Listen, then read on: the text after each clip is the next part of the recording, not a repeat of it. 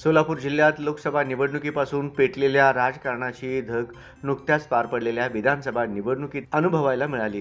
राष्ट्रवादी काँग्रेस पक्ष फोडणाऱ्या भाजपला शरद पवारांनी सोलापूर जिल्ह्यात धक्क्यावर धक्के दिले। परिणामी राज्यात 10 जागा निवडून आलेल्या राष्ट्रवादी काँग्रेस शरदचंद्र पवार पक्षाला सोलापूर जिल्ह्यात तब्बल 4 जागा मिळाल्या। पण आता सोलापूरचं राजकारण पुन्हा तापण्याची शक्यता आहे। सोलापूर जिल्हा मध्यवर्ती सहकारी बँकेला तब्बल 238 कोटी 43 लाख रुपयांचे नुकसान झाल्याची धक्कादायक माहिती चौकशी दरम्यान समोर आल्याने एकच खळबळ उडाली आहे। यात अनियमित कर्ज वाटपामुळे हे बँकेचं एवढ्या कोटीचं नुकसान झाल्याचा ठपका ठेवण्यात आलाय। आता निश्चित करण्यात आलेल्या संपूर्ण रकमेची वसुली या प्रकरणातील दोषींकडून करण्याचे आदेश चौकशी अधिकारी डॉक्टर किशोर तोष्णीवाल यांनी दिले आहेत। राज्य सरकारच्या सहकार विभागाचे निवृत्त अप्पर निबंधक डॉक्टर किशोर तोष्णीवाल यांची प्राकृत अधिकारी म्हणून नियुक्ती करण्यात आली आहे। आता 6 वर्षानंतर बँकेच्या तत्कालीन संचालक मंडळावर नुकसानीची जबाबदारी निश्चित करण्यात येते। या प्रकरणी आता 32 संचालकांसह 2 अधिकारी आणि 1 सनदी लेखापालावर नुकसानीची जबाबदारी निश्चित करण्यात आली आहे। सोलापूर जिल्ह्यातील दिग्गज नेते मंडळी या प्रकरणी अडचणीत येण्याची शक्यता आहे। हा निकाल 8 नोव्हेंबरला म्हणजेच ऐन निवडणुकीच्या रणधुमाळीत देण्यात आला होता। त्यामुळे या निर्णयाची राजकीय वर्तुळात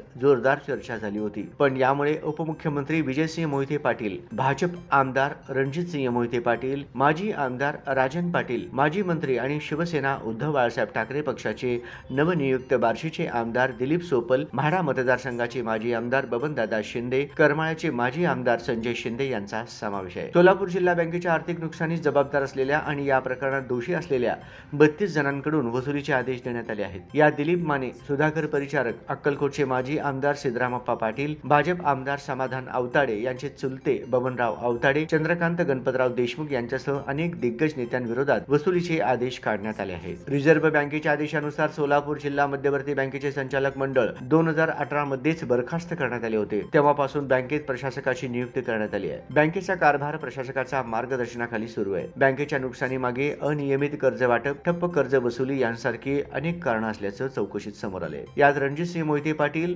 55.54 लाख, दीपक साळुंखे 20.72 कोटी, राजन पाटील 3.34 कोटी, रश्मी बागल 43.26 लाख, अरुण कापसे 20.74 कोटी, रामदास हाके 8.41 कोटी, सुधाकर रामचंद्र परिचारक 11.83 कोटी, सुनील सातपुते 8.41 कोटी, सिद्धरामप्पा पाटील 16.99 कोटी, दिलीप माने 11.63 कोटी यांसारख्या अनेकांवर नुकसानीची रक्कम निश्चित करण्यात आली आहे। संचालक मयत असले तरी त्यांच्या कायदेशीर वारसदारांकडे रकमेची वसुली करण्याची तरतूद आहे।